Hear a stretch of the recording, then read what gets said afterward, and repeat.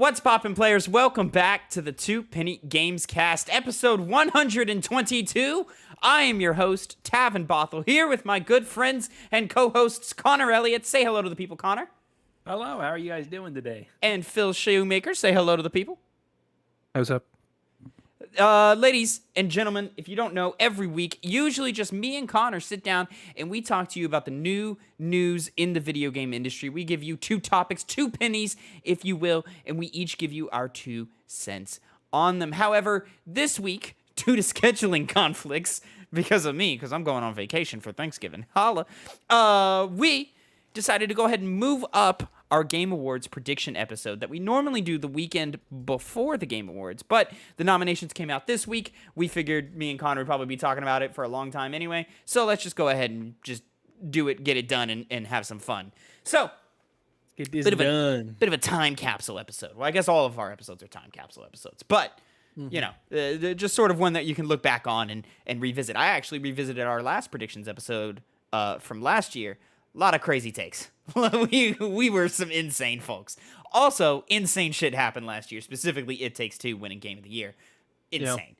Lady Dimitrescu winning Best Performance. Fucking, there was a bunch of shit that was just like out of left field. Oh, I was not expecting that. She at all. deserved that one. We thought it was gonna be either Colt or Juliana what's from Juliana from Deathloop. Yeah, that's where you and I were at. Connor got 2 easy points from there. So I remember that, yeah. last year, I don't have the point breakdowns exactly, but Connor took home the gold. Phil was in second place, and then depending on how you counted my predictions, I either tied him or I was like 3 points behind him. Yeah, you were kind of off the shits. I was kind of off the shits. I wasn't like my predictions weren't crazy. It's just none of it happened, and then also the awards went the way the awards went. So the year before that, you won, Tavin, I believe. Oh yeah, it was just you and me, and I crushed the shit out of you. That was before I was allowed to play. It was. Or you were barred at the time. So, ladies and gentlemen, if you've never been on a predictions episode, if you've never watched one of these before, the way it works is we go through each and every category that we care about, at least. All the esports shit gets thrown into the trash can. But we go through each and every category, and there are 2 possible points to be gained from each category. And the points are garnered based off of what we individually voted for and then what we expect to win. So, for example, Game of the Year, let's say if Power Washer Simulator was in there and I voted for Power Wash Simulator, but it went to Sifu, then I would get... I voted for and wanted Power Washer to win. I would get no points, but because it went to Sifu. But if I voted Power Washer, wanted Sifu, it went to Sifu, then I get 1 point off of that. Does that kind of make sense? That was a little bit of a roundabout way to explain that, but I think everybody understands where it's at. Well, we don't have to worry about Power Washer because it didn't even get nominated. It didn't even fucking. Oh, we'll get there. And then, at the end, we each have 3 predictions of what we think might happen at the Game Awards, whether it's announcements, gameplay, reveals, just moments, just cool moments that might happen. We've each, thought of a couple of predictions to go along with that. Each of those individual predictions are each worth 3 points. And then you can kind of break it down if you get, real granular with it and, if only a third of your prediction was right, then, you get 1 point instead of all 3 and so forth. But, ladies and gentlemen, enough dilly-dallying. Let's get into it. Gentlemen, first off, as I load up the categories here, how are we feeling about the Game Award nominations here, man? In general, as a whole, what are we thinking about them? Connor, go ahead. I got no complaints. Everything I saw on here deserves to be on here. My only issue, which is the issue it happens every single year, is they do this way too early. And there's still games that are coming out. It's kind of scummy, I won't lie, because it's clear that they were waiting for God of War to come out. And then that was the drop-off point. This is usually where it happens. It's usually December 7th, December 8th, somewhere around there. This is usually where it happens. It seems like it changes to determine what game I don't know. there. I think it's kind of coincidental that God of War came out a week ago. Yeah, I don't because originally I feel like they would have stuck with the same date because God of War was going to get pushed back to next year. Yeah, but then they would. At that point, they would have just thrown it out the window of when they were going to do this because they wouldn't have impacted it. I don't agree because there's examples of this in previous years where it's like, really, we didn't wait for that. Like, we didn't wait for Super Smash Bros. Ultimate. We didn't wait for Jedi Fallen Order. We didn't wait for whatever got screwed last year that I don't remember. Yeah, no, I think no, and this is usually when it happens. Like, this is about the right time. So I don't agree there. But. And then just to be clear, it would be pushed back, but yeah, I don't think it was stuck to the same spot for any particular game. Yeah, and then I think there was a couple of weird choices in here, and the way it's voted and nominated on through all of the different outlets and so forth. So I can't like really complain about it, but I felt Sifu got really undercut. It sounds like Kirby got really undercut. Yep. Only got nominated for one thing. Yeah, which is unfortunate. I think Power Wash Simulator got robbed from even a nomination for Best Sim. That's ridiculous. I think it should have at least been nominated, but it's not, that's insane. And then and then there are a couple of nominations where I'm like, okay, whatever, sure, popularity contest, I guess, but okay, we'll just keep going. But that's kind of every year, and that's at some point that's every award show. So it's Listen, I guess I'll say they did better than the Grammys did. The Grammys really fucked up this year, guys. But they have a video game segment now, so they have to be good. Their video game segment makes sense. I'm not mad at the I know you touched on it before, but we're cutting it off after most anticipated game. That's where we're stopping. Yes, so best esports game, esports athlete, esports team, esports coach, esports events, all the esports. We're just not gonna do that. I'll go into the wayside. Yeah, we know nothing about that side of the industry, like zero nada. So our conversation about that would be a waste of time. And even in that, there's a couple of other nominees that we will talk about that like we just don't know what the fuck is going on in those things. Like best sim and strategy, other than Power Wash, which didn't get nominated, none of us played any of those games. So like, what are we even talking about here? I'm starting to think there are some issues I had with it, but we'll address those as we go through. As we go through. So, gentlemen, let's go ahead and get right to it. We're going to start at the bottom of the list, work our way up, end with the game of the year. So we're starting with most anticipated game. And then for the audiences watching at home over at youtube.com/2pennygamescast, I'm voting for the first time right here alongside. I have seen the category, so I have an idea of what I'm getting into, but I'm voting along so you can see my ballot be cast. These two gentlemen, I believe, already voted. Yeah. Yep. Yes, I did vote before this. Fantastic. So most anticipated game, we have Final Fantasy 16, Hogwarts Legacy, Resident Evil 4, Starfield, The Legend of Zelda, Tears of the Kingdom. Connor, start me out. All right, well, in the past, I think last time Final Fantasy 16 was in most anticipated game of the year. If it wasn't, that's what I chose this year.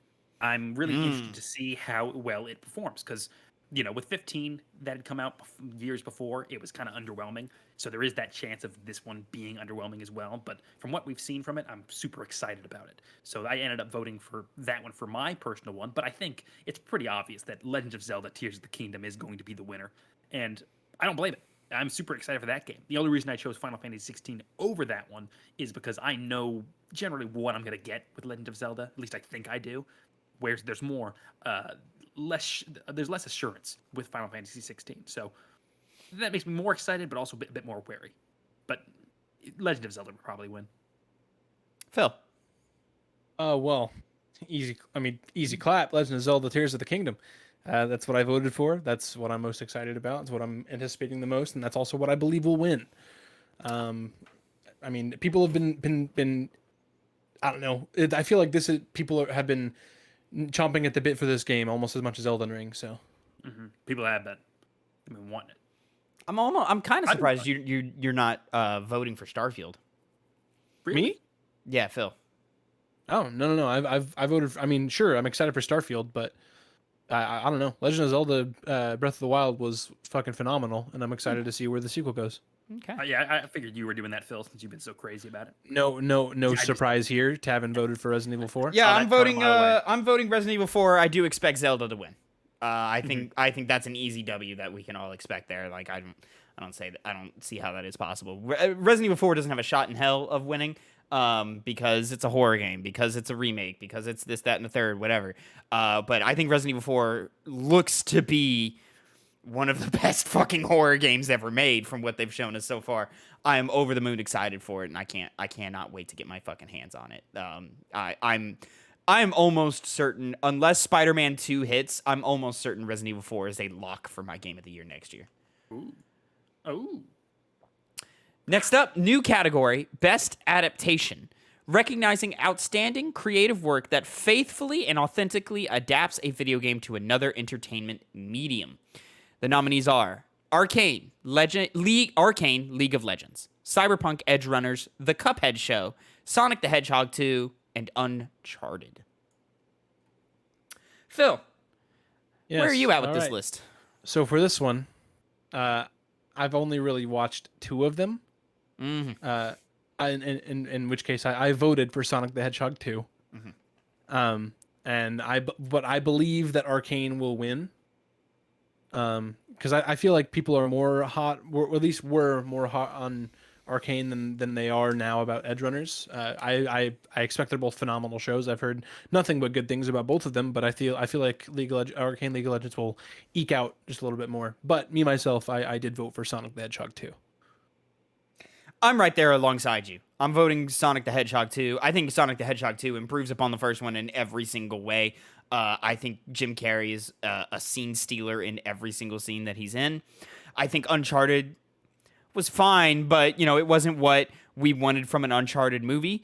And, that's kind of unfortunate because I am a huge fan of Uncharted and I'm not a Sonic fan. But Sonic the Hedgehog 2 was a damn good time and I really enjoyed myself watching that movie. Everything else on this list I also haven't watched. I plan on watching Arcane over the Thanksgiving break here, or at least starting it. So I'm excited to dive into that. And I agree with you. Arcane did seem to get more hype than Cyberpunk is getting right now. And to be honest, I think Arcane is going to win. I think it's a coin toss between those two shows, to be clear. Yeah. But I think Arcane right is there with going you. to take it because Cyberpunk is an anime. And even though we are, the three of us are balls deep in nerd culture and we understand the power that anime has, I think general populace, everyone else thinking they're like, anime, I don't watch that, so I'm not going to watch Cyberpunk. And I think that's going to turn people off from the show. But I think Arcane, the normies were watching Arcane, and I think that specifically has power. It also has the words League of Legends in the title. It's instant seller for those certain crowd of people. Connor? The degenerates of society. So this was, without a shadow of a doubt, the hardest segment to vote on. Not even close. The level of quality of Arcane and Cyberpunk Edge Runners is not only so close, but so high. I mean, as far as media, both of those are some of the best I've seen in recent years. They are fantastic. So I was faced with the difficult decision of which one do I like more. And to be quite honest, I was never able to come to that conclusion. But so I decided to play the point game. I'm with you guys, Arcane. Everyone and their mother was talking about it. People were fawning over it with good reason, which is why I think that's going to win, which was why it was my prediction. But I ended up voting for Cyberpunk Edge Runners, since that itself is just, in terms of quality, on the same level as Arcane. And just it's such an emotional powerhouse of a show that it's hard for me to not to click on Arcane, which, as good as Arcane is, same level of quality. To me, Arcane's the reason why Arcane was so good is the character writing is amazing. The the writing of the world is very well done, more so than Cyberpunk Edge Runners. But Edge Runners just hits those emotional beats better than Arcane does.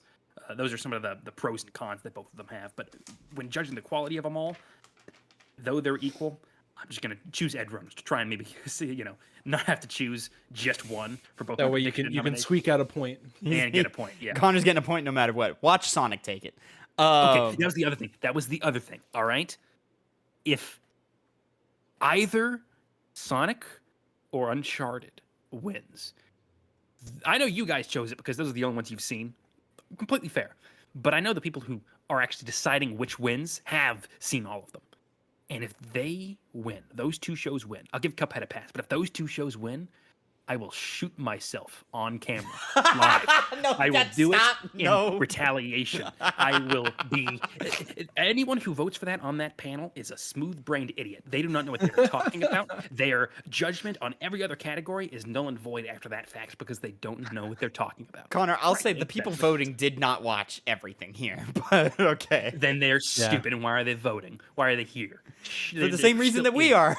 But they're of a different expectation of professionalism. We're three guys on the internet. They're a panel of judges. Sure. They deserve Some of them are also higher just people on the internet, to be fair. Yeah. Some of them. Yeah. Some of them. I mean, it's there's a 40% chance it goes to Arcane, 40% chance it goes to Cyberpunk, maybe a 10% chance Sonic squeaks out. But We'll see. It's definitely between Arcane or Cyberpunk. Moving on, best debut indie game. 4, the best debut game created by a new independent studio. Neon White, Norco, Stray, Tunic, Vampire Survivors. Vampire Survivors is a game that I heard criminally underrated. I've heard a lot of good things about it. Yeah. Yeah, I never even heard about it until the nominations came out and Twitter was crying about Vampire Survivors, and I was like, "The fuck is this?" Oh, this is one I haven't even thought of, gentlemen. I'm gonna vote Neon White, but I think it's gonna be Stray. I think Stray is gonna take a lot of the categories it was nominated in, just because it made a really big splash. Stray is the game that when we were first talking about it, where I was like, "Yep, yeah, Stray got a lot of nominations just because it was the popular cat game that took over Twitter for 2 weeks or whatever." Yeah. Stray's a solid game. Stray's a fine game. But Stray is not nearly as good as any of the other games nominated even in this single list. And the fact it got some of the other nominations later on is ridiculous, but it is what it is. You know, the people nominated. Neon White, criminally underplayed. It's not going to win. Yeah. If I were to guess, it's Stray or it's Tunic. I think it's Stray with a bullet. So that's where I'm going. Voting Neon, predicting Stray. Connor, where are you at with this list? Yeah, you summed it up perfectly. Literally on the same page. Voted Neon White. Stray's gonna win. It's nominated for Game of the Year. The only one out of all of these. It's a shoo-in. But, you know, maybe they'll have some kind of reason to think, oh, we'll judge it more on its indie qualities than it's just overall quality. But I doubt it. Stray's probably gonna win. But Neon White, I think, should win because it's just such a good game. Such a fun game. Honestly, it's not going to be on there, but I think it should have been put on the multiplayer category, which is how much fun it is to play against your friends. That's crazy, right? The single player game, but it's a multiplayer experience for sure. Yep. Phil, for sure. how are you feeling? I think I'm going to surprise you guys here. I voted Stray, and I also believe Stray is going to win. So I'm doubling down on Stray. My man played Stray with his girlfriend, got head in the middle of his playthrough, and thinks Stray is the best game ever made. Okay. Okay, that's not true. And you have a cat. That's unfair. Okay, and yeah, it's biased. It's like when a big politician gets a bunch of money from like an oil company and they do the things of that the oil company wants. You vote for who you want to win. And I want Stray to win this. As much as I like Neon White as a game, I skip through every single part of that game. I'm more intrigued in the world of Stray, you know? That's fair. I feel like they made a more adventure filled world in Stray. Like there's like, oh, what's with all these robots? Oh, where'd all the people go? Oh, what happened here? So I was doubled up on Stray. Yeah, that surprises me. That very much surprises me. I figured it would. Yeah, that's insane to me. But yeah, moving right along. Phil, I feel like you're the one who's gonna have the most to say here. Content creator of the year for a streamer. I really am. For a streamer or content creator who has made an important and positive impact on the community in 2022. We have Carl Jacobs, Ludwig, Nibelian, Nobru, and QT Cinderella. It will surprise no one to know, I think, if you pay attention, that like I literally Nobru and QT I literally don't even know. Like I only know Cinderella is Ludwig's girlfriend. Okay, interesting. Oh, it's gonna be a bad day if Ludwig wins then. I don't know. Just to get my thing out of the way, I'm voting Nibelian here just because we lost a soldier this year with Nibelian, and I think it would be really, really nice if the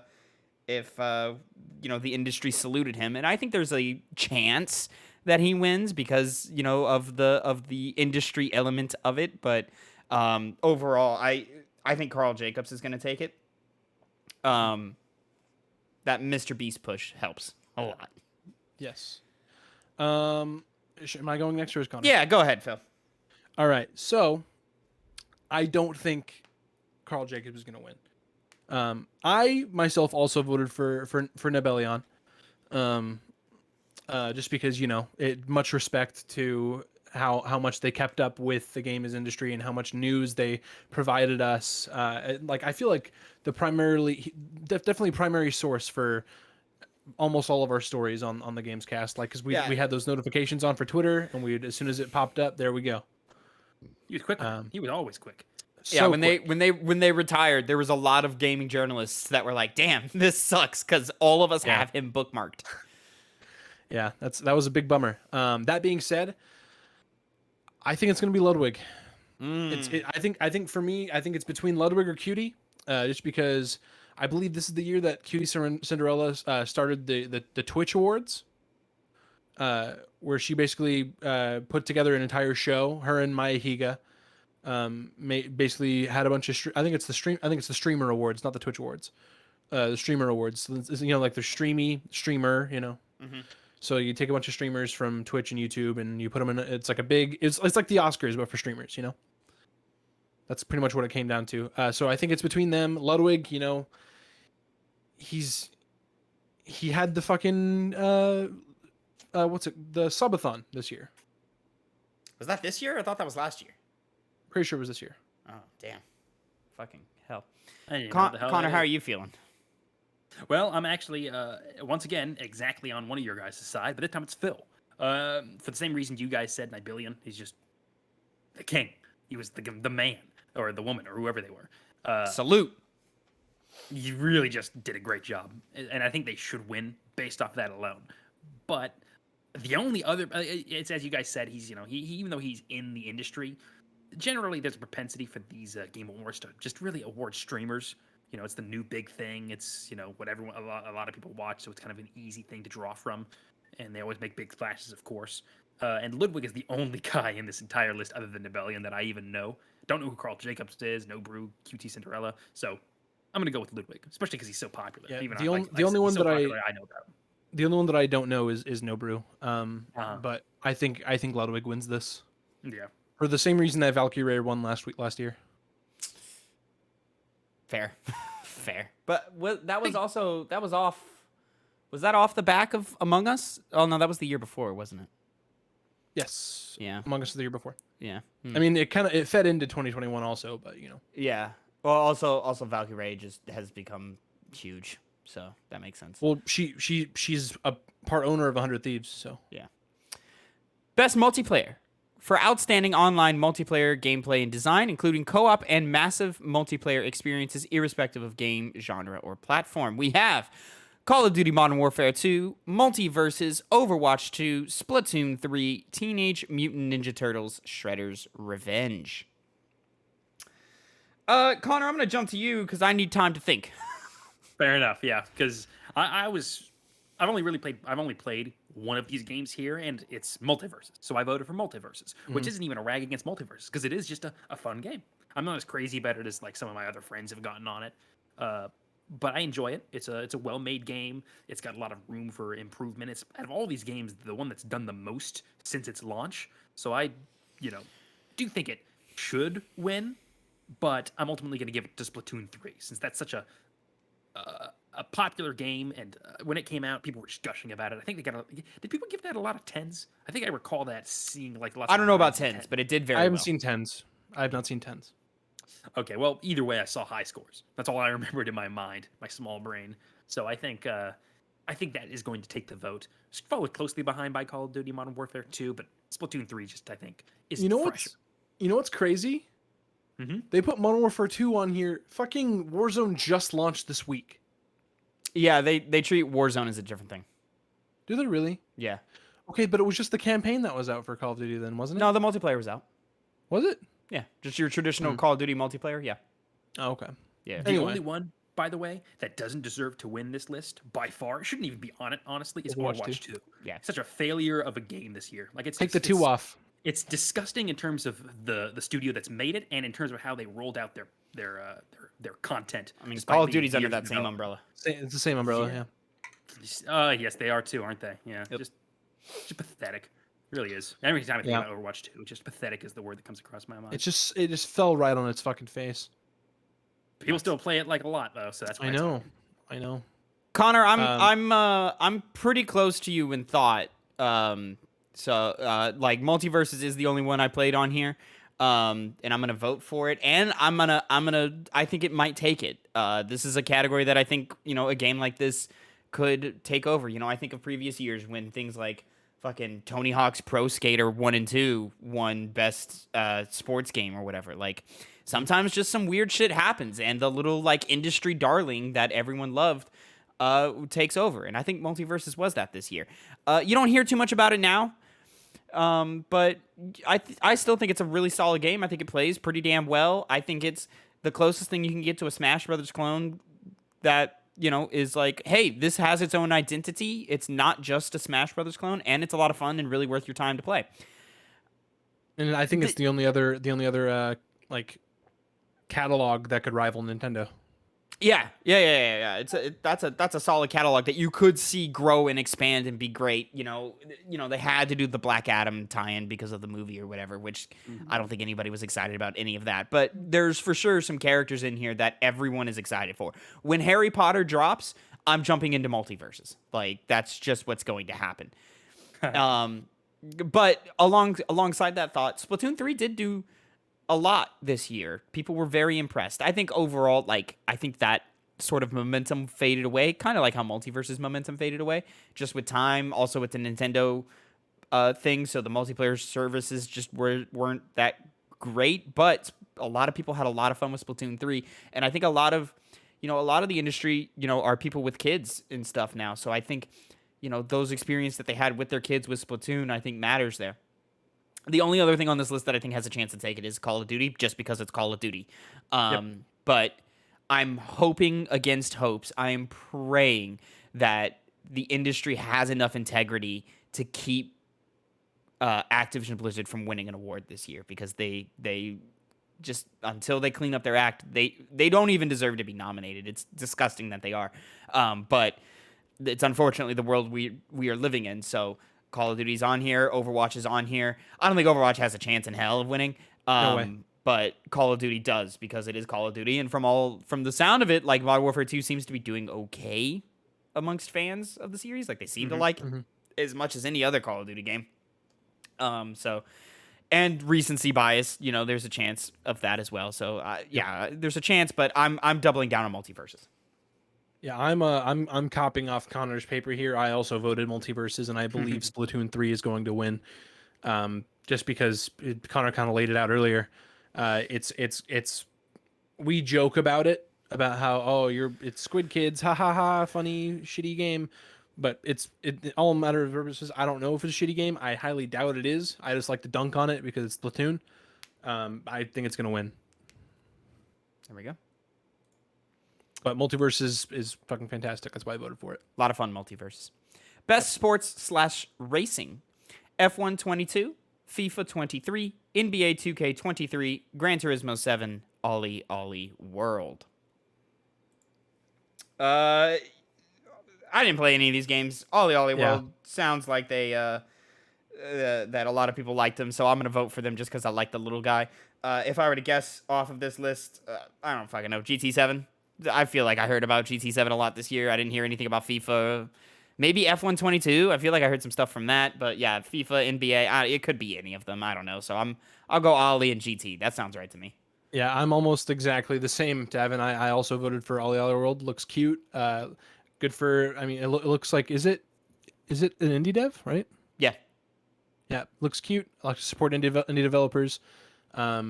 I've heard very little things about it, but people seem to like it. People that I heard from. So I also voted Ollie Ollie World, and I think Gran Turismo 7 is going to win. So Connor? Yeah, Gran Turismo. Just kind of an easy bet. You're doubled doubling up down on- on that, or you're Like, I mean, predicting that? Yeah. Oh, I'm doubling. Yeah, I'm sorry. I'm doubling up on it just for the points. He's 'Cause going for I the have not played points. These games, and I do not care about any of these games, so go for that one. Best sim/strategy. This is a fucking travesty. All right, we got Dune Spice Wars, which I didn't even know came out. Mario plus Rabbids Sparks of Hope, Total Warhammer 3, 2 Point Campus, Victoria 3. Where the fuck is Power Wash Simulator? Where the fuck is it? This is a goddamn travesty. Power Wash Simulator is the second best video game of this year, guys. What the fuck are we doing? What the fuck is happening here? Connor, Oh, Not you're what you ridiculous, want. Tavin. Connor, give me your fucking whatever your fucking information is here. Vote for Mario Rabbids. You're such a shill. Not like I'm a shill for Warhammer content, which is why I voted for Total War Warhammer 3 for both of them, both my prediction and my to win. Solely because I've played the second one a little bit, and it's a solid strategy game. Don't really have many other things to compare it to since it's not a genre I really partake in, but it looks cool.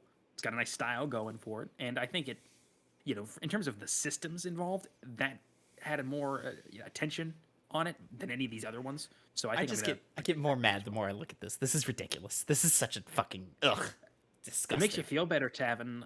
I think it is too, though I never played Power Wash Simulator. Power Wash Simulator is fucking excellent. Phil. I'm doubling up on Mario Rabbids Sparks of Hope. Yeah, I'm doing the same. Yep. I don't know. People seem to like it. It doesn't look like it's for me. Looks good. we- It looks like I would enjoy it. I just don't have time to play it. I don't know. There was that whole fucking remember they did like a 15-minute bit on which presentation was that? That was the Ubisoft whatever yeah. thing that ended with the Assassin's Creed, yeah. It's fucking Oh, man. annoying. Best family. For the best game appropriate for family play, irrespective of genre or platform. I actually do like this one. As usual, it is essentially the Nintendo offering, but I think this is a good list. Kirby and the Forgotten Land, Lego Star Wars: The Skywalker Saga, Mario and Rabbids Sparks of Hope, Nintendo Switch Sports, Splatoon 3. I'm gonna hope. You know what? I'm doubling down on Star Wars, guys. I'm gonna hope against hope that the brand name of Lego Star Wars is gonna be enough to take it. I think Lego Star Wars is the best game on this list to play with your kid. Like, they are totally gonna be down to jump in and swing a lightsaber and all of that. I have great memories of the old Lego Star Wars games, doing that and playing with my dad and stuff like that. Reaching outside of that, like, I guess I could see Splatoon 3. I guess I could see Switch Sports. I don't think Mario plus Rabbids is going to make it because I don't think a kid would enjoy that. Kirby is a single-player game. Why is it here? Like, No, it's not. You can play co-op. oh, does it have co-op? Okay, well, it's still, like, I don't know. I don't know. We'll see. This is a weird one where, like, I think any of them could get it. There's a tier of them, but I'm hoping against hopes that it's gonna be Lego Star Wars all the way. Phil. I myself voted for Kirby and the Forgotten Land. Great game. I believe Splatoon 3 is going to win. Mm-hmm. Because same as before, it's Splatoon. Yeah. Connor. I voted for Lego Star Wars since I have no experience with any of these games, but I have played the Lego Star Wars games in the past, and it looks like Lego Star Wars is just Lego Star Wars. I mean, what's it's a lot more than more just Lego Star appealing. Wars. It's more appealing to me than any of the other games on this list, but I think, like Phil, Splatoon 3 is going to win. I think it's going to kind of sweep some of the categories it got placed in, just based off what it's compared to. It's worth saying, gentlemen, Lego Star Wars: The Skywalker Saga, at least for like the first 6 months of the year, is the only game that outsold Elden Ring the month it came out. Every other month, Elden Ring dominated. At least, I don't know how far that reaches, but for a long time, Elden Ring was number one on every list of NPD numbers or whatever. Lego Star Wars was the only exception. So people played this game. I don't know if it made a big splash, but did any of these games make a big splash? I don't know. I liked Kirby. Did you play it? Yeah. Oh, yeah. Best fighting. This is a weird one, guys. Yes, this is... What is Sifu doing on this list? For the best game designed primarily around head-to-head combat.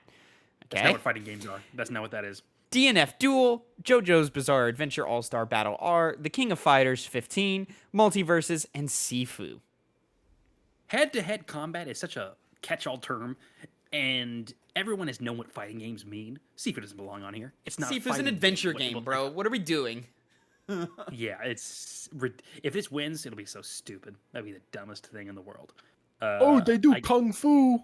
They do, which It's means it's fighting. a fighting game. Like God of War is also a fighting game, and Elden Ring is a fighting game. So that aside, I'm gonna go ahead and cast my vote for King of Fighters 15. I really, really enjoyed that game. The only issue with it is the big issue I should say with it is the online sucks. So the game has kind of died down way more than it should have, considering how good the game itself is. So I voted for that one, but I think Multiverses is going to win. I think that's had such a wide range appeal to because fighting games are niche, relatively niche. But Multiverses is in the same vein as Smash Bros, so it was way more accessible. So I think ultimately it's going to win out for that reason. Yeah, I'm doubled up on Multiverses. As am I. Yeah, Sifu shouldn't be here. And it hurts me to say because I loved Sifu. It's a great game. I think it's one of the best games of this year, and to not vote for it in a category of games where, like, I think it is the best game in this collection of games, but it's not a fighting game, like, and we're talking awards here. So yeah, I'm also doubling down on Multiverses. I think it is a fighting game. It's of the brawler style, but it is a fighting game, and I think enough people played it and cared about it. Some people might make the argument that it's a party game like Smash, but it's whatever. Smash is also a fighting game. It is. That's a contentious point amongst a lot of people say it's a party game, is what I'm saying. Yeah, it can be both. There's party fighting games. Honestly, fighting games are kind of inherently party games. It's fun to all get up and beat the hell out of each other. It's fun. Here we go. Here's an interesting one for us, gentlemen. Elden Ring. I'm sorry. Best role-playing game. So we have Elden Ring, Live Alive, Pokemon Legends Arceus, Triangle Strategy, Xenoblade Chronicles 3. Great games. I'm gonna just get my shit out of the way. Yeah, I'm gonna double up on Elden Ring here. This is a points move. Yeah. I'm the same way. Yeah, I liked Triangle Strategy. Xenoblade Chronicles 3 seems to be satisfying the people. Legends Arceus, I don't think anybody even remembers that about that game right now. Like, I just think the recency bias is going to kill it, even though Elden Ring came out like the same month or whatever the fuck. Shut your mouth. Not enough people played Live Alive. So yeah, for points, I'm doubling down on Elden Ring. Phil, you said the same. I Connor, did the same I'm assuming thing. you're also assuming the same. No, I think that Triangle Strategy should win both. All right, shut your mouth. Okay, yeah. game. So It's a good here's the thing. I don't like what you said about Legends Arceus. Legends Arceus is a phenomenal game. I'm not downplaying that. I just don't think people remember it. Okay. In Watching Phil's you. defense, I feel like I remember that was all over the timeline, all over the talk. It of was things. for the 2 days, but since then, I don't think anybody, especially with Violet and Scarlet coming out, like nobody's thinking about Legends Arceus right now. Yeah, Elden Ring with a shotgun blast rather than a bullet, as Tavin would say. Yep, that's an easy one. Connor, do you have anything to say here before we move on? Elden Ring. Enough said. Oh, yeah, There we go. Enough said. Best action adventure: A Plague Tale: Requiem, God of War: Ragnarok, Horizon Forbidden West, Stray, and Tunic. Can I just put Ragnarok down for all three of us? Double down all the way. Easy clap, Ragnarok. Easy clap. Moving on. Stray, why are you here? Over Sifu. Yeah. Why is Sifu not here? I don't know. Ugh. Yeah, it's That is weird. an action adventure, not just adventure. Shout out to Also, action. Thank you. What do you do in Stray? That's action. There's not. I mean, you have one level with like you can fry these alien things, but It's not even that intuitive. Like, I would hesitate to even call that any type of combat or interaction. Like, what are we doing? Shout out to Plague Tale Requiem though for they made a big splash. They made a big splash this year. nominated. Good for them. Yeah. Good for them. Best action game: Bayonetta 3, Call of Duty Modern Warfare 2, Neon White, Sifu, Teenage Mutant Ninja Turtles, Shredder's Revenge. Okay, well, if you're not going to put Sifu in the action adventure, I guess it makes sense to put it here. See, this area is where I voted for Neon White. Oh, and I believe Sifu is going to win. I'm doubling down on Sifu. I think this is the only chance in which Sifu has an opportunity to do anything. I guess I don't feel like Bayonetta 3 has moved the needle at all. Not enough Nope. people played Teenage Mutant Ninja Turtles. Not enough people played Neon White. Nobody's going to vote Call of Duty in an action game category. And I think Sifu raised enough eyebrows and impressed enough people and was in the conversation long enough, with things like the Switch release and the updates and all the things that they were doing alongside that. Like, I think enough people care about Sifu for Sifu to take this pretty easily. Man, that Switch release though. Oof. rough. Rough. I saw somebody say, "What did they do to my boy?" Connor, hit us. Well, I voted for Sifu. I mean, it's the same reason you guys said. It's a fantastic game, fantastic action game. Yep. But I'm going to go ahead and predict it's Bayonetta 3 since that was the thing. The action elements of that game is what the takeaway from that game was. No one talked about the story. No one talked about the soundtrack. Nothing like that. But I People heard are not constantly liking the story, apparently. Yeah, that's people what are, I've heard. people are like, Mad. what the fuck is going on? Yeah, people are mad. But the action, I only heard great things about it. So I think it'll carry over. So I think it'll be enough to win. Okay. I don't know. Sifu I've is the heard. biggest challenge. I know Tavin watches girlfriend reviews, but it gives off the same vibe as like what they would call diarrhea Christmas lights. I wouldn't give that to Bayonetta. No. I would. I don't know if there's any game on this list that would categorize as that, but I understand what you mean. That's where like there's just so much visually on the screen that like if you're not playing, you don't even understand what's happening, and likely even if you are playing, sometimes you don't understand what's happening. Yep. Best VR/AR, After the Fall, Among Us VR, Bone Lab, Moss Book 2, Red Matter 2. Among Us just came out. It doesn't matter. It's Among Us all the way. Yeah, it is Among Us. It is Among Us. It looks so fun too. Doing that in person, I'd play that. It does look fun. I haven't really seen anything. Connor, I'll let you go first this time. I've kind of just been going in. Oh, I did my piece. Among Us. I haven't played any of these. I Oh, won't okay. play any of these, but it's Among Us. All right.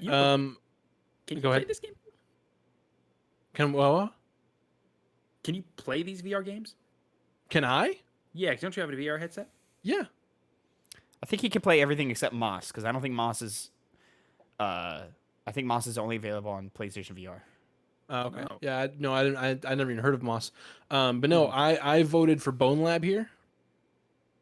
Bone Lab's phenomenal. It's a great fucking. People have so many different things. I don't know if you've seen Tavin. You've probably seen like the TikTok where like someone's in VR and they're like Spider-Man and Oh, is that what this is? yeah, it's Bone Lab. Oh, okay. Interesting.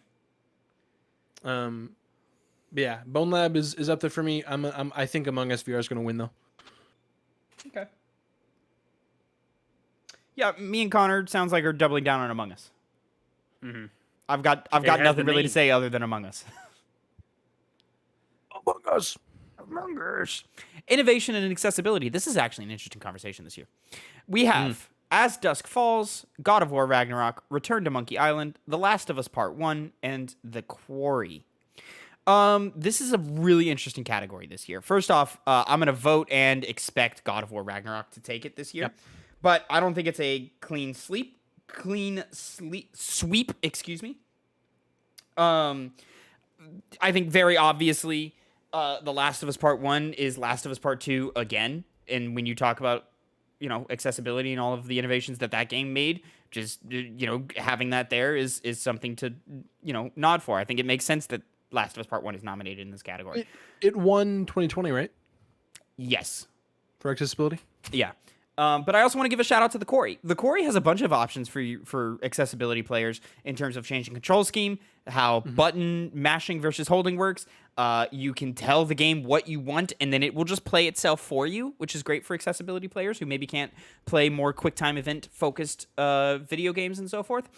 And I think the Quarry I would really like it if the Quarry won, but I just don't think it really has a real shot over Ragnarok and over The Last of Us, especially Ragnarok here, because Ragnarok did what Last of Us did and then added a couple more things to it. So that's really cool. Connor. Yeah, I'm not very up on the accessibility features of any of the other games besides God of War. So by that extension, I'm just voting for it, and I think it's going to win. Not to mention it's, it is just a lot of accessibility features. They're Yep, nice. I'm in the same boat. Same boat. Double down. Shout out to the Corey, though, man. Corey's a good game. Best community support. Apex Legends, Destiny 2, Final Fantasy 14, Fortnite, and No Man's Sky. Connor, talk to me here, man. What are you feeling while I'm going to try and find... what won last year? See, I think it was Final Fantasy 14, and even if it wasn't, that's what I'm going with, just because I've played it. Yeah, see, there it is. It's community support. That's best ongoing that I'm looking at right there. Best community support was also Final Fantasy. Okay, there we go. Yeah, see, I think that's an easy pick just because of how good of a game it is and how well it bounced back and it's just continuously given fans what they want with great DLCs coming out all the time that are gushed about. It's pretty obvious it's going to be Final Fantasy 14 in my eyes. I'll be shocked if it's not. And that's what I voted for. It's what I think is going to win. Phil? I'm in the same boat. Final Fantasy. I kind of just cheated and went with what won last year. Mm-hmm. There we go. It seems like these entries always seem very stale in terms of its, I mean, what yeah, games it's the big ones that have online followings, the ongoing games that keep going and going and going. The thing is I didn't hear any noise about Final Fantasy this year. I mean, I heard some stuff for Destiny 2. People seem to like it. I didn't hear anything No Man's Sky related, but I know that has a big following and so forth. To me, this comes down between Fortnite, Destiny, or Apex. I think Apex falls off here. I think it's Fortnite because this is the year that Fortnite added its no building mode. So I'm going to double down on Fortnite. Not even aware of that. And people really, really enjoyed that, on top of the fact that, Fortnite just continues to just have these major events that everybody loves and so forth. And it's just a really big game. And yeah, I don't know. Maybe I'm wrong. Who knows? But yeah, I think Fortnite has a solid chance here. Best mobile game. Apex Legends Mobile, Diablo Immortal, Genshin Impact, Marvel Snap, Tower Go ahead of and do it. Go ahead and do Fantasy. it, Connor. Tavin. Go ahead and you do already fucking know it's Marvel Snap all the way, baby. Yeah. That's one of the best games this year, let alone mobile games, man. That game fucking fucked. I might as well just go ahead and say I think that's also what's gonna win and what I voted for. So Big Snap. Connor? I played Genshin Impact, so I'm once again putting that as my vote. It will win. It will. It won last year. True. Yeah. True, it did win last year, yeah. Yeah, I Well, looked that one up, yeah. I don't think it's going to win. I think Marvel Snap's going to win. I think the advertising has shown so much of how well that game has been So doing. much advertisements. Oh yeah. I actually haven't seen that much because the game knows it has me, so it doesn't push it to me. I think the only other one on this list that has a chance is Apex Legends, just because it's new. But not Genshin, the one that won. no, I don't think anybody cares about Genshin Impact anymore. Anthony does. At least in terms of like a Western audience. I don't know who that is that you just said in my headphones. Shout out to Anthony. Shout out Anthony. Anthony, if you're watching this, keep on playing. Best indie. They nailed this one, in my opinion. This is great. Yep. Cult of the Lamb, Neon White, Sifu, Stray, Tunic. Oh, I gotta think about this one. So Phil, go. Yeah. So this is another one where I voted Neon White. I think it's really a toss up between Stray and Sifu, isn't it? Shit. I think Stray's probably gonna win it. Because it's got the Game of the Year nom, I think it's probably gonna win. Yeah, and they're not gonna give Game of the Year to Stray, excuse me. So I mean, it would make sense that. So I think I voted Neon, but I think Stray's gonna win it. Connor, how are you feeling? Same exact way. I literally my thoughts are aligned with Phil's once again. It is Neon White was just I think overall the best game out of all these lists. I only played Stray, or Sifu. I mean, but Stray's gonna win. Nominated Game of the Year. It's going to win. Easy platinum, that Stray. Yeah, easy platinum. Alongside the other easy platinum, I'm voting for Cult of the Lamb. I think Cult of the Lamb is a great fucking video game. I think its systems are fun and pretty well thought out. It's accessible. It's not too hard. It's not too difficult. And it's fun to just build up that little cult of villagers and so forth and sacrifice them and name them after your friends. And, I fucking, I turned Connor into a little demon and brought him and into make the your field friends with me eat poop. Phil, you made Connor eat poop in my world, and that was a lot of fun. I just think the What? popularity of Stray is going to take it, so I'm voting Colts, expecting Stray. Yep.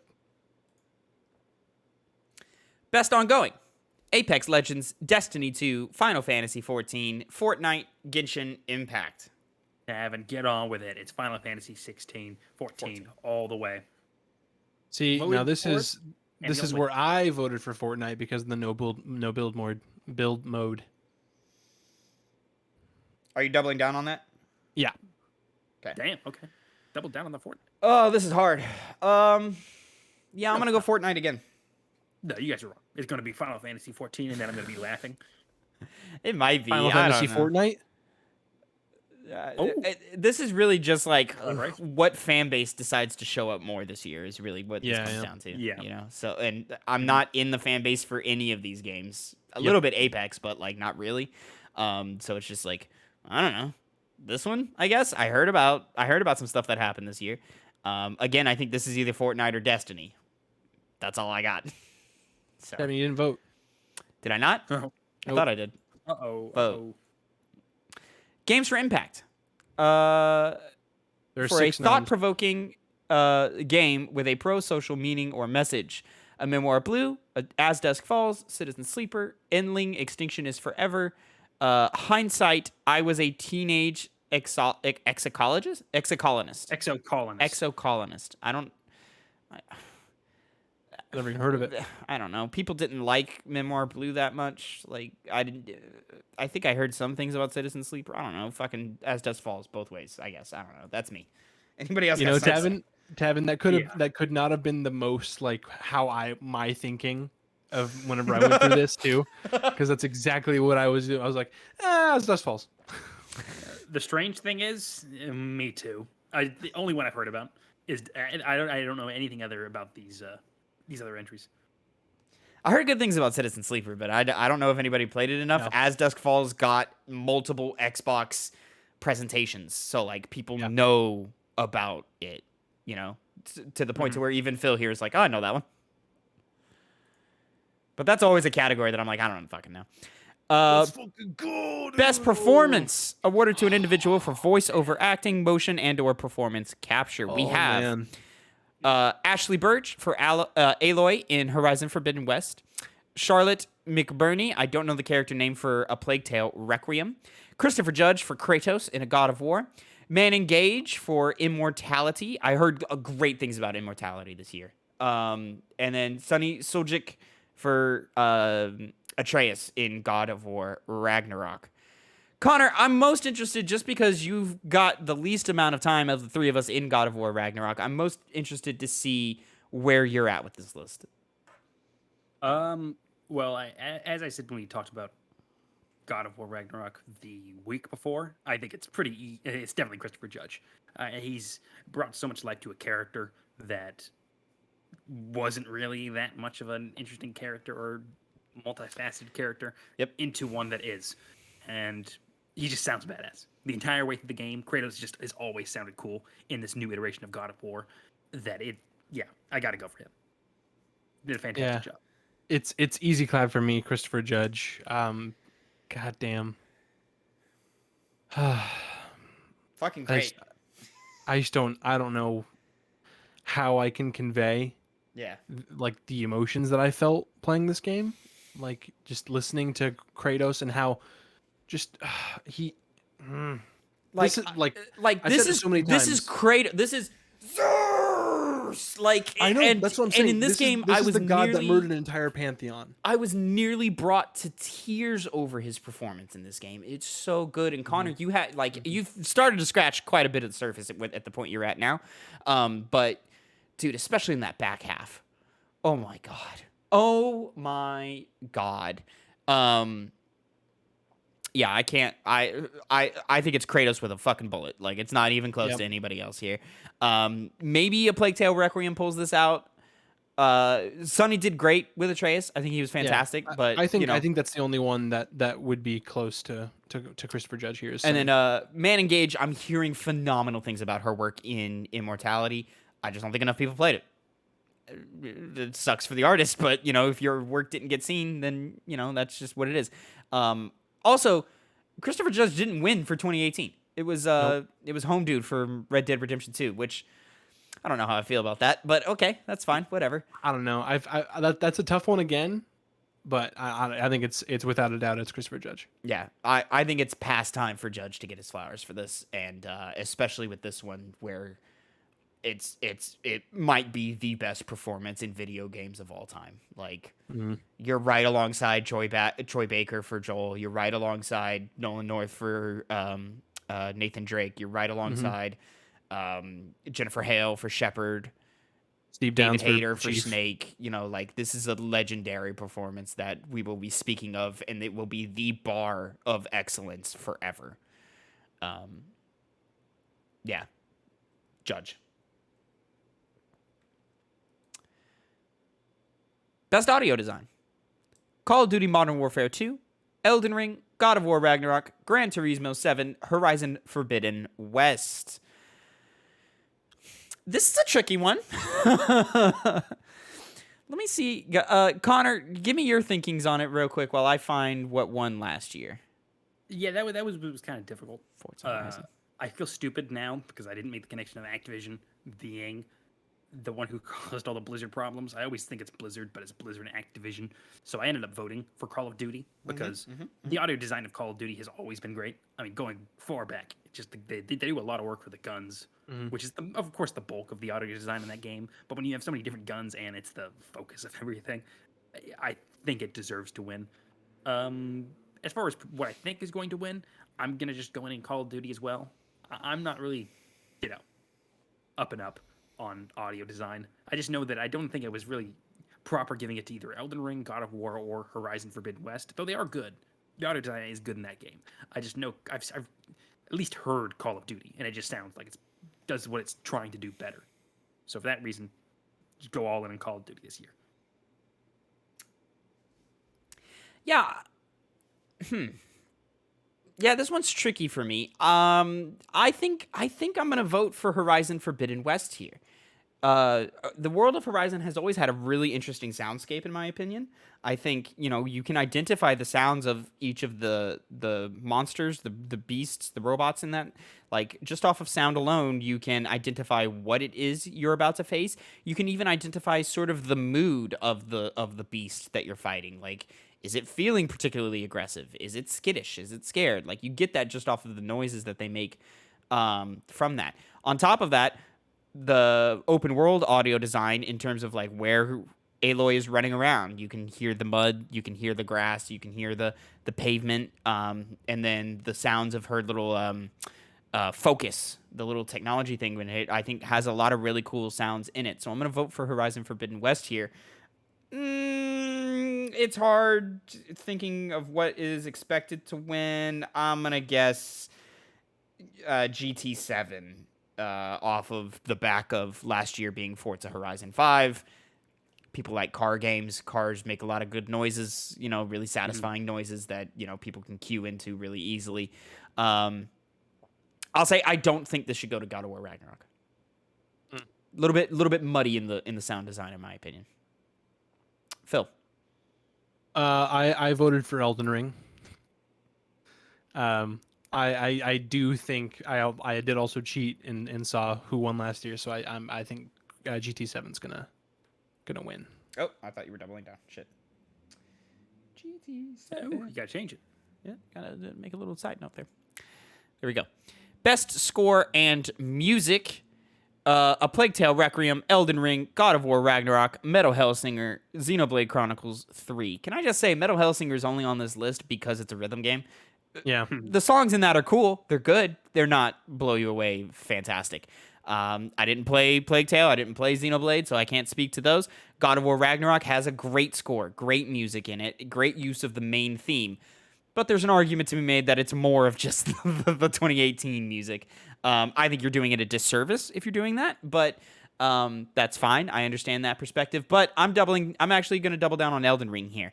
I think Elden Ring is bold with its music. I think it punches you right in the face with its music right from the opening menu startup from it. Like it knows what it's doing, it knows what it has, and it uses it effectively. I think Elden Ring has the best score, and I think it's going to win.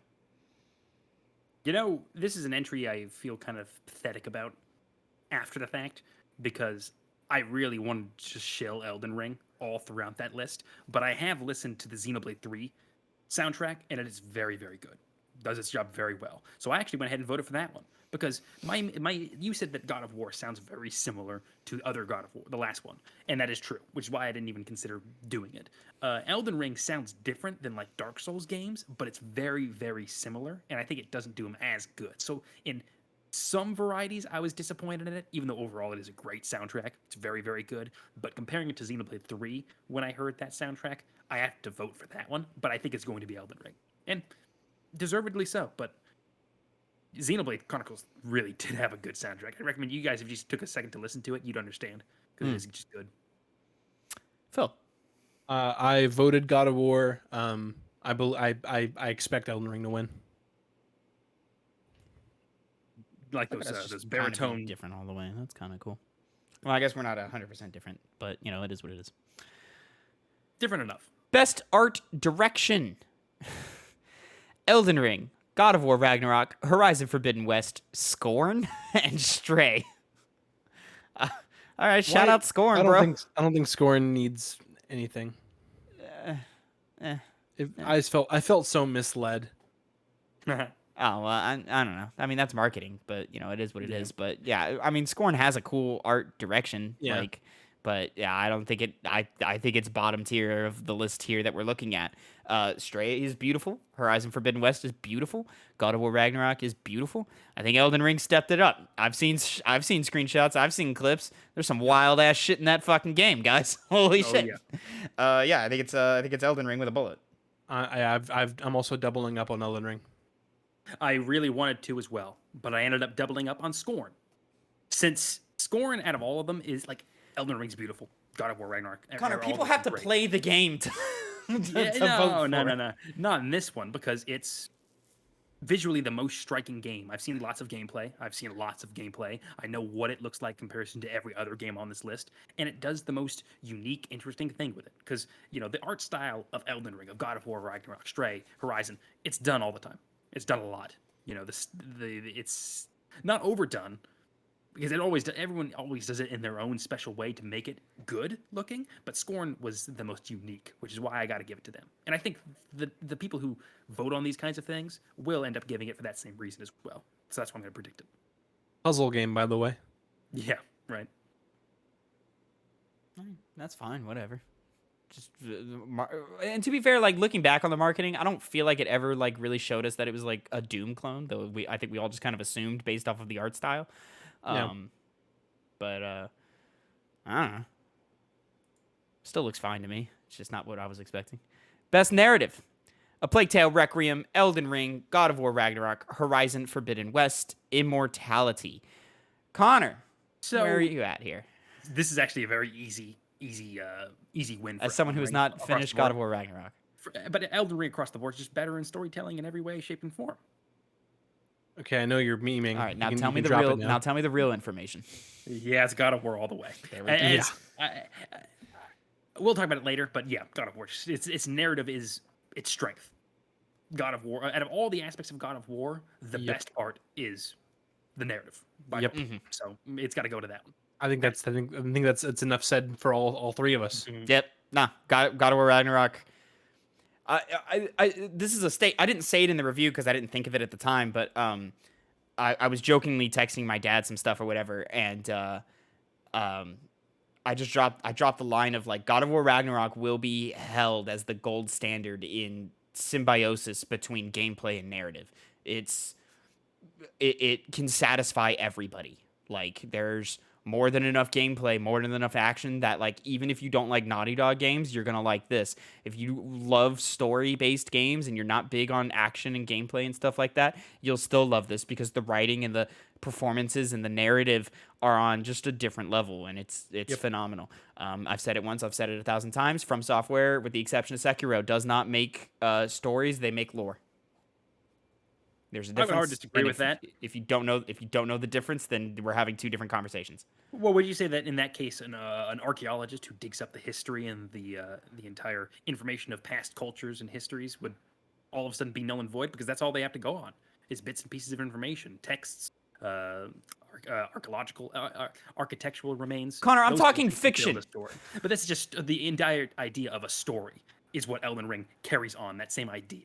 A story isn't so simple as just dialogue between two characters and having to have a series of plot points that have to go from A to B. I think as long as you build a story, is what matters. My point is, and it always has been, and maybe I've got too much of an actor brain for this, but a story is not events. A story is a character who makes a choice. It pushes things forward because a character wants something and they do something to get it. A character makes in the play analysis world, they see the beginning of a play, or maybe before the play even starts, the world is in a state of stasis. Nothing is happening. If a character doesn't make a choice, nothing changes. But as soon as a character makes a choice, knocks the play, knocks the world, knocks the story out of stasis, then you have a plot. Because then now a ball gets rolling and something has to put the world back into stasis, some type of change.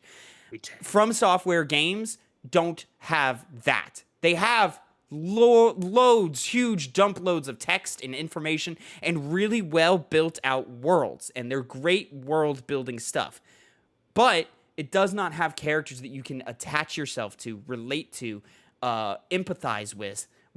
It does not have a full story. You can watch all the Vati Vidya recap things you want, but that's not a story. That's lore. There's a difference. Well, there's two issues with that. First of all, you added on the character aspect of it, which No, I'm specifying story is characters that make choices. Okay, well, going back to that then, since that was the original point, you just described every single Souls game that's ever been made, especially Elden Ring. You're a nameless, unknown person who is resurrected, and you do world-changing events in multiple areas. You take down titans of history in that world who have been built up through those texts, and you take them out, and spoiler alert, you become the Elden Ring. And you do so through pretty radical ways as well. I guess I'll spoil it right now. I won't spoil it, but you do things that change the very fabric of that world. And you said it has to be stagnant. The world of Elden Ring is stagnant. That's the whole point. It's an area where there is no growth, there is no there's no death. I just think that's all tied into the DNA of being an action video game. Like, yeah, you're going to have things that you have to kill because it's an action video game, but that's not a narrative. Like that's just checking off a checklist.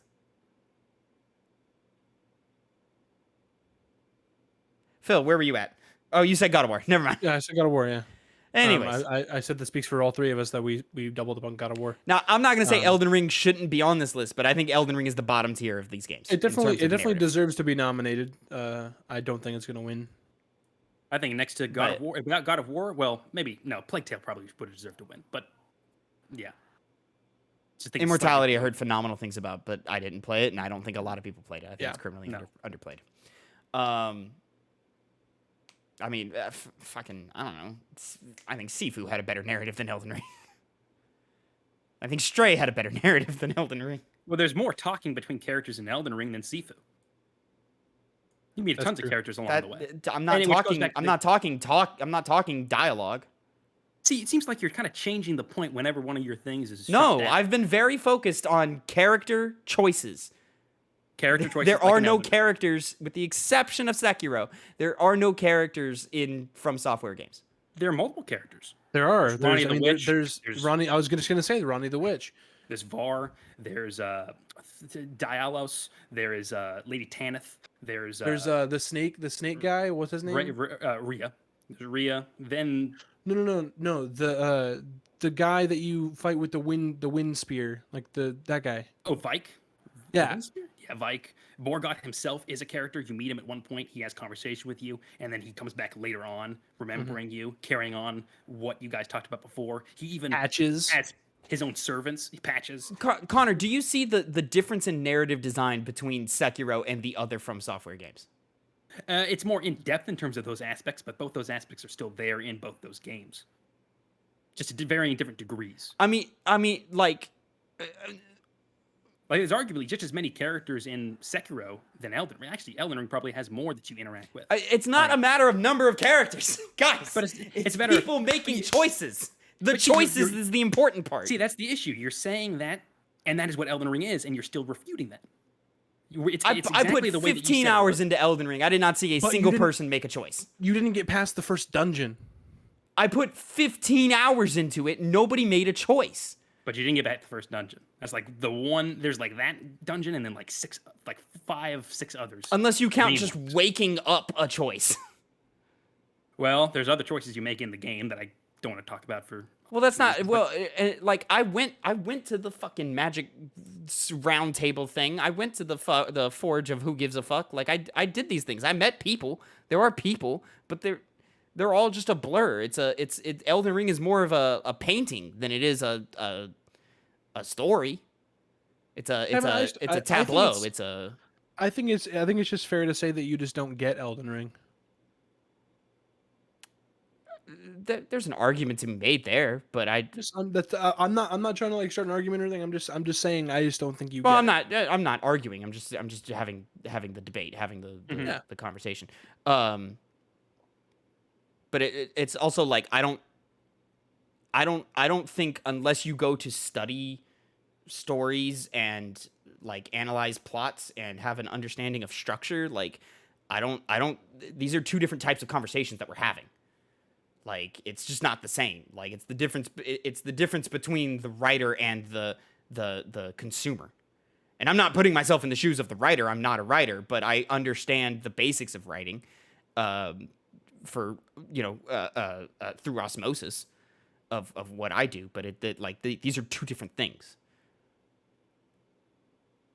Well, I guess that's I where think- we're at. I just think we're all in agreement that Elden Ring deserved to be nominated. It's not anywhere close to winning. God of War is definitely going to win. Fine. That is the core of it. Best game direction: Elden Ring, God of War Ragnarok, Horizon Forbidden West, Immortality, Stray. What an interesting. It's the same list of it minus fucking. Minus Tale. Plague Tale. Yeah. Why is Stray in this list? Because it's the best video game of the year, Tavin. It's gonna win. Guys, it wasn't that good. Hey guys, what if the funniest thing happens and it wins? It's like an It Takes Two situation. Oh my god! If it wins over God of War Ragnarok, This is a thing for me. This is like the people who nominate things. I have this issue across the board with every award show. The people who are the people who nominate these things, and what credence do they have to say something has best direction? You're gonna tell me Stray is anywhere in the same conversation as the rest of these games in terms of direction? What? Hey, you didn't know that, Tavin? They know what they're talking about, and we don't. No one else does. All right. it's God of War. Interesting. Okay, you're doubling down on God of War then, Phil? Yep. Connor, where are you at with this? I voted for Elden Ring. I think the direction and what it does for exploration, how that was created, it deserves the award alone, since it did something so unique in that regard. But I think God of War is overall going to win. I think it's there's a lot of other aspects going on that are like the narrative takes a lot of directing to be able to make those actors come out and do the performances that they did. There's that additional expectation that was placed on God of War Ragnarok to succeed in the areas where it, had to. And the directing, and that I think that'll make it win overall. I'm gonna vote for God of War Ragnarok because I think a lot of what they do in terms of narrative, in terms of general like the balance between gameplay and narrative, is all there. But I think sort of some of its more under the hood systems are pretty undercooked, and I've always felt that way about both this game and the last game. I just don't think system wise, I don't think Ragnarok is the best example. But like we're talking about 10s out of 10s here. So it's still better than most of them out there. But I think Elden Ring will win this. I think specifically because they've got like this is me going off of the same thinking that Elden Ring is going to take art direction, and score and like all of these things. Like I think the level design of Elden Ring is more interesting. I think the art direction is more interesting. I think the gameplay direction, though I personally don't like it, has more going on mechanically than God of War does. I think God of War's just big leading example is its narrative and its use of the one-take camera, which I think they really dug into their bag for and got really, really clever and really, really creative with it. But I think just as overall packages, I think Elden Ring is going to edge it out here, and I think Elden Ring is going to win Best Game Direction. Big toss-up. Now for the big one, boys. Mm-hmm. Game of the Year. Recognizing a game that delivers the absolute best experience across all creative and technical fields. Stray. All right. Plague Tale Requiem, Elden Ring, God of War Ragnarok, Horizon Forbidden West, and Xenoblade Chronicles 3. No Kevin, why'd you pause on Sifu, Stray? no Cult of the Lamb, no fucking I don't know, Power Wash Simulator. Marvel Snap. Like what? Okay. You're getting ridiculous now, Tavin. All right, maybe a little bit, but Did any of those things that you say have a cat in it? I don't think so. Boo. Cult of the Lamb. I guess yeah. Yeah, got you right maybe there. we There's should have cats gone somewhere in there. Sifu, But, hanging out. You don't play as a cat. You don't play as the cat. No, okay. you're right. You're right. You don't play as the cat. Those cat. Okay, well, I mean, it's a conversation between the big two, right? Yep. Yeah. And it's Those just a two in matter the of middle of the screen right there. yeah, it's just a matter of what takes it. And this is honestly the closest I think it's ever been between these two. Maybe there's a conversation to be had for 2018 with God of War and Red Dead Redemption 2. God of War took it there. I think this is a heavily layered, multifaceted question between these two. Yep. Which one is the game of the year? What does game of the year mean? Does it mean the overall best package? Does it mean which one had captured the heart and minds of everyone? Does it mean the game that had the most conversation throughout the year and would be defined as the game of the year? With all that being said, Tavin, Yeah. I'm doubling down on God of War Ragnarok, and I will say nothing else about it. Nice to know you're always willing for the deeper conversations. Connor, where are you at? I went Elden Ring all the way. Ultimately, I decided that is the game of the year because I judge it by the best in package.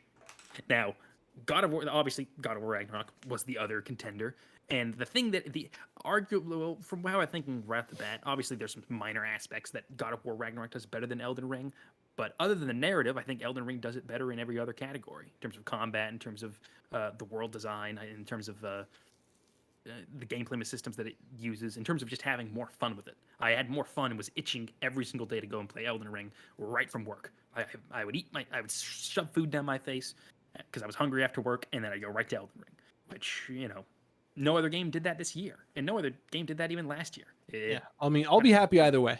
Yeah, I will be too. Both of them deserve it. Both of them are top tier games. Yeah, They deserve all the recognition. Yeah, I don't think you can lose here. I'm gonna vote God of War Ragnarok,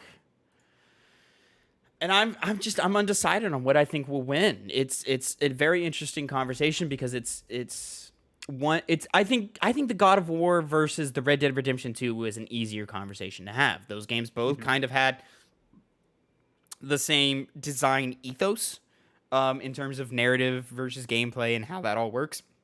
And its emphasis on performance and its emphasis on writing and production and so forth. Elden Ring here is, in my mind, in the same position God of War was in 2018, where it's, hey, we've got this thing that we know is tried and true, but maybe it's getting a little bit tired. Maybe. Not as tired as God of War was back in the day. But, it's there was definitely an element of, okay, we know what a From Software game is.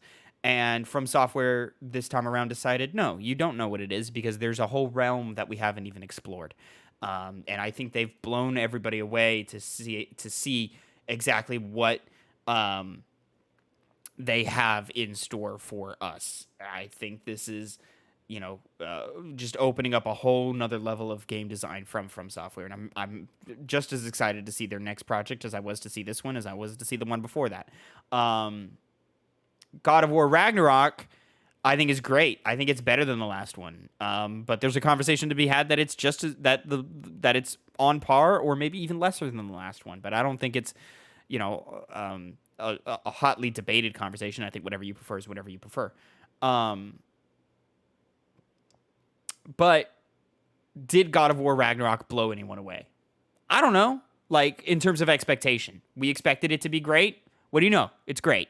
Whereas in 2018, we were like, oof, a lot of big changes you're doing to, one of gaming's core tenant IPs. What are you doing here? And then it blew us all away and excited us in the way that Elden Ring did this year. It's just a matter of, though Elden Ring is huge this year, undeniable. It's Call of Duty numbers. Everybody played it. People say it's the most accessible From Software game. I don't know. I think Sekiro and Bloodborne would like to have a word with you, but it's definitely the most accessible Dark Souls-like game. But there's still quite a contingent of players who weren't feeling it like I was, or who didn't want to deal with it and its difficulty and its level of challenge, or they weren't enamored with its limitations in there, or like it's not narrative focused, so that didn't attract them. They were just kind of like whatever. Or maybe they didn't even give it a chance because they know they don't like From Software games, but they know they like God of War Ragnarok because it's, in that same pantheon of things. Elden Ring also multi-platform. Like, there's a lot of layers to that conversation. Mm-hmm.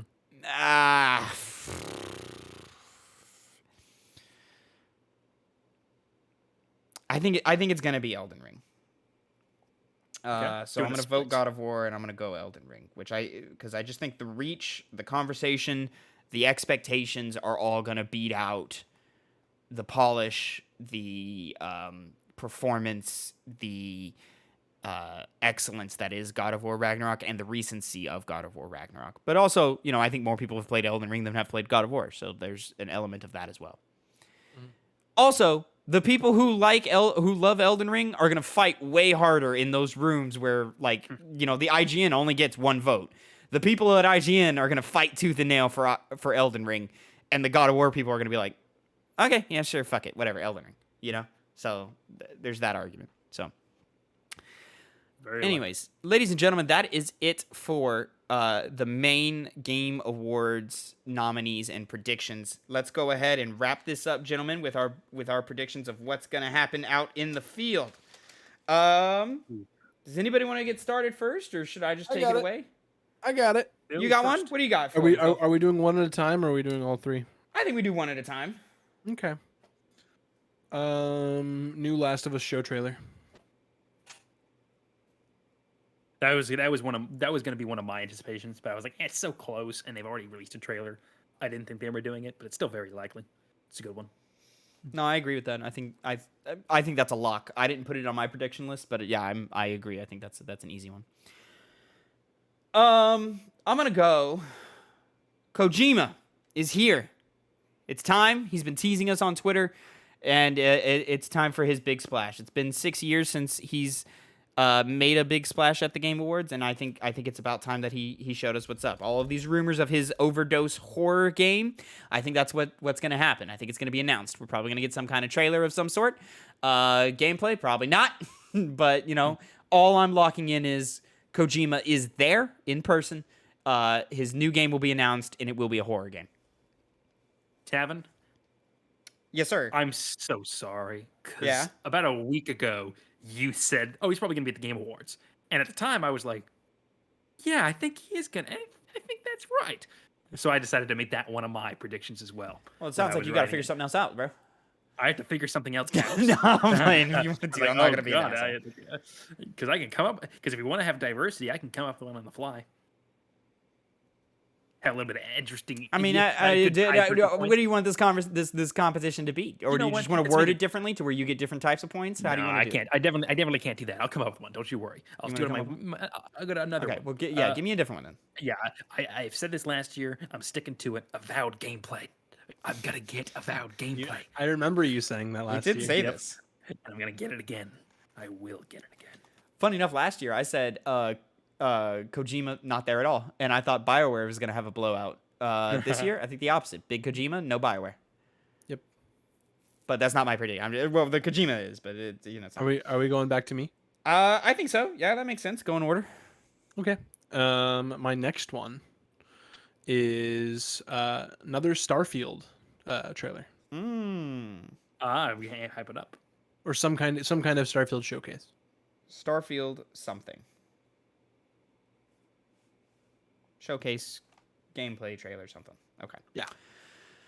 Easy enough. From there, which of my two do I want to jump in first? I'm going to go Last of Us Factions will be shown. It will be given an official title, and a video of some kind will be played. I'm not expecting gameplay, but who knows? It could be there, it could not be there. All I do know is that, or all I am predicting is that it will be there, it will be given its official title, and a video of some kind will play. Whether it's a teaser trailer, or if it's a fucking gameplay breakdown, who knows?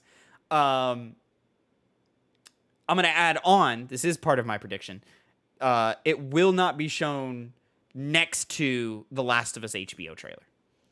There will be distance between those two things. It would make sense. Connor, where are you at now, buddy? Well, I'll go with my new on-the-fly one, which is Dragon Age Dreadwolf gameplay and story trailer. It's been a long time since we've actually seen anything from that game, and I think it's getting ready to where it's about time. What did you be call seeing it? it soon. That's the name of it, Dragon Age Dreadwolf. At least that was the name it was floating around beforehand.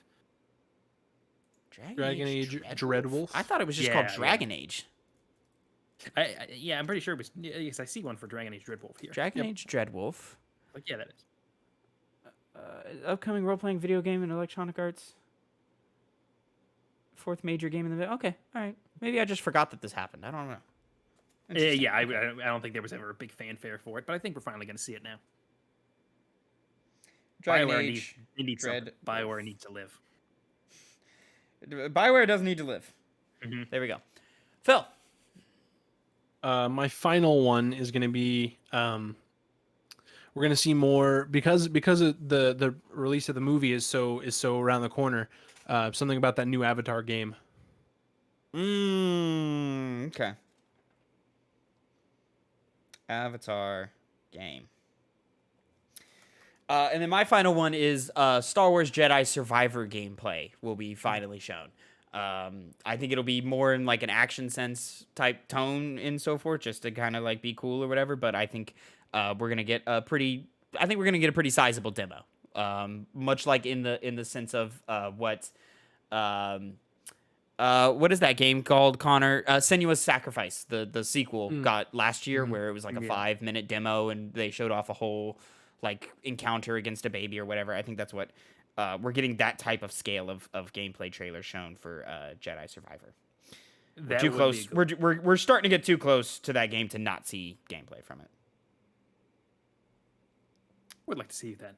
All right. Yeah, I'd like to see it too. I'm ready. Connor, finish this off here, buddy. I think we're gonna see the new From Software game. We've gotten a lot of because we've heard like basically done the game now. Yeah, and it's kind of seems to be a tradition to always do From Software stuff at a Game of the Year awards. So I think the stars have aligned for this one. Is that where Sekiro first got shown with that real teaser trailer? Like with the we didn't even know what it was. Yeah. People thought it was Bloodborne 2. Yeah, that was it. Okay. Mm-hmm. Yeah. I see it. And Yeah. As well. From Software shows up a lot. What's his name? The director? Miyazaki? God. Yeah, Miyazaki. Yeah. Miyazaki, yeah. He we covered it on the show that he's been talking about their next game is already close to being finished. So yeah, that makes sense, Connor. I'm not mad. Yeah. And they've got a turnover rate. Holy shit, they put shit out. Flapping it out, yep. The fact that they're all so damn good. What the hell? Yeah, multiple gears working at the same time. Yeah. Anyways, all right. And then to wrap that up, Phil's predictions. New Last of Us show trailer. Starfield, something. Avatar game, something. Avatar The Last Airbender, specifically. Not Avatar James Cameron. Yeah, what? What? Oh, I have that wrong. It's James Cameron Avatar. Yeah, it's James Cameron. Oh, James Cameron Avatar. Okay. Why would it be Last Airbender? What? Well, there's like an animated movie coming out for like Oh, is there Netflix. really? Yeah, and Oh, no, there's no. been talk of a game or something. No, I haven't heard about that. I was talking about the James Cameron Avatar because there's like the thing okay. of water or whatever, and they even mentioned it with the I think it was in the Disney Game Showcase. I think you're right. Here we go. Kojima's horror game is shown. Kojima will be there. The Last of Us Factions will be given a title. A video will play. It will not be next to the Last of Us TV show trailer. And then Jedi Survivor gameplay. Connor, Avowed gameplay. Dragon Age Dreadwolf shown off. From Software game announced. Everything sound good, gentlemen? Yep. Sounds good to me. Sounds like you were Fantastic. saying. There we go. All right, ladies and gentlemen, that is it for our Game Awards 2022 predictions episode. Thank you so much for watching along and talking with us. Give us some comments down in the comments section. Let us know how you think things are going to turn out. We got a couple of weeks before it happens, so enough time to stew on it and for some of us to maybe start regretting some of our choices. But until next time, have a great time. Thank you so much again. I didn't say it at the top of the show, youtube.com/2pennygames, main podcast services of your choice, Spotify, Apple Podcasts, Google Podcasts, etc. And follow us on Twitter, #2 penny games. Follow us on TikTok, 2 penny games. And then hype every Tuesday, news breakouts every Friday, main podcast on Monday, Piggy Bank on Saturday. We fill out that content, ladies and gentlemen. Go give us a watch. Go give us a click. Help us break 100 subscribers. We're almost there. We're getting there. We're further along than ever before. And we've had a good year over here. It's been a good year this year. Anyways, good year for 2 pennies. Until next time, have a great time. Gentlemen, say goodbye to the people. Bye. Bye now.